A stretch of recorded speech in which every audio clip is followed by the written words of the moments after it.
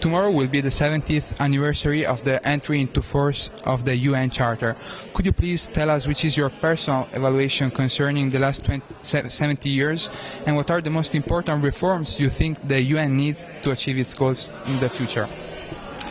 Well, the first thing that's important to say is that the United Nations has survived 70 years. You know, there was an organization before, the League of Nations, which did not survive.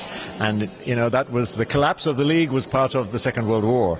So at least we have survived with an international system in which every state is represented and which every state has a vote in the General Assembly. So that is one very positive thing.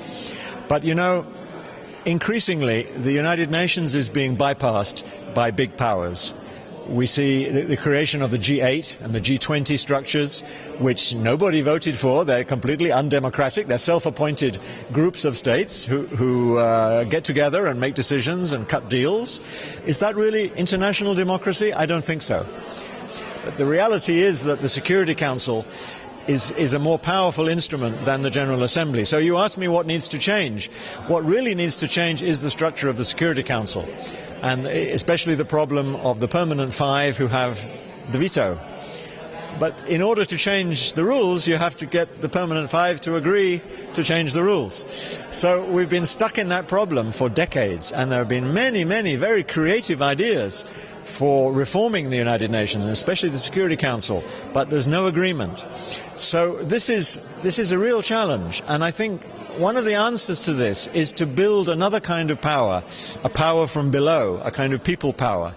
And nowadays, with the electronic revolution and the growth and the spread of social media, for example, it's possible for millions of people's voices to be heard through the internet and in so many different forums, and that's very exciting. It opens up the possibility of a kind of electronic democracy, and that is exactly what the IPB is going to do at our conference in Berlin next year. I think you were going to ask about that. Yeah, well, we want this to be an example of this bottom-up democracy, people's democracy. Many people will be with us in Berlin, and I know that there will be a lot of young Germans, for example, who can easily come. But many people cannot come from Japan or Australia or Bolivia or wherever. It's too costly. But they can send us their voices. They can send us their videos, their clips, their ideas, their texts.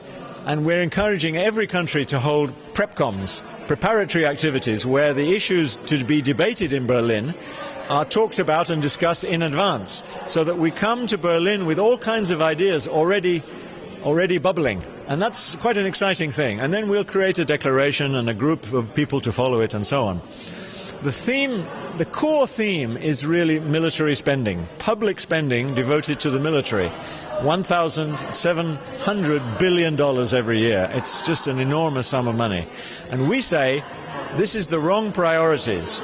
We must be allocating this kind of money to tackling the big problems that face human society: climate change, mass poverty, epidemics, jobs for young people, green economy, democracy, promoting women. All of these things need to be done, and it costs huge amounts of money. So this is where we say, move the money.